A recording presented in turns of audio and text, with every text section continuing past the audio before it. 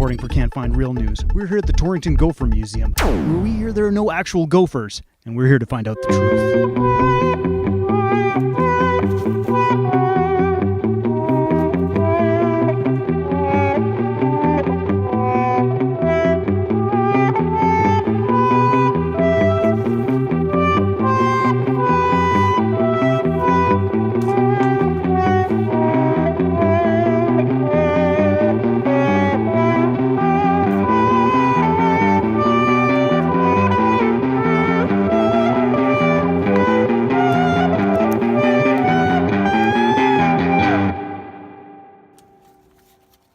Gopher Home Museum, Dianne speaking.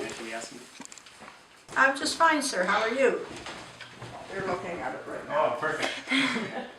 Oh, we are open from 10 to 5 tomorrow. We're open 7 days a week from 10 to 5.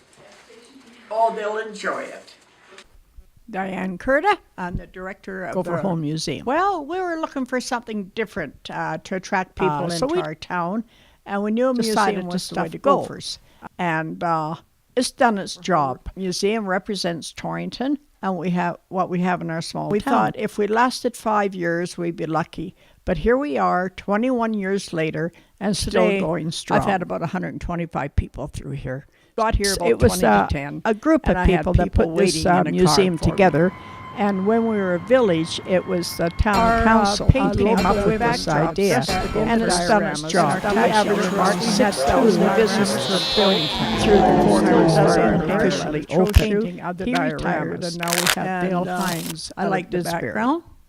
That's got humor. Fastest green. They ended up in here, fastest hole, but they all got medals. I enjoy that all three of them are Canadians, and they've all seemed to have won the Olympics. The little gophers coming out of their hole with the Canadian flag. Albertans like it. And I like the way the rocks have been put on there. And this is my favorite. The background, the painting of the background, and the way the teepee is set up, and the way the gopher is dressed, and the accessories. It's just the humor of it, you know, because there is humor in this museum. And there's lots to see besides the gopher. I don't know, it's just been a real good year this year. Not the whole thing.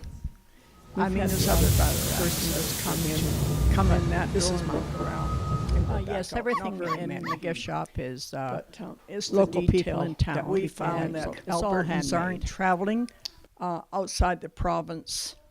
And so we've had, I think, our best year.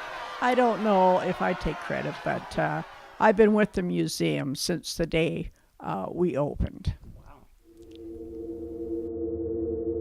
Oh, okay then, thank you. And if there's questions to be asked, we'll answer. We don't come in and bug them. You know, we let the guests do their thing. If I have the time, I will go in there and give them a little bit more information, if I have the time. Actually, they're Richardson ground squirrels. So no, so nope. Yes, that's what they are. Trew Facks.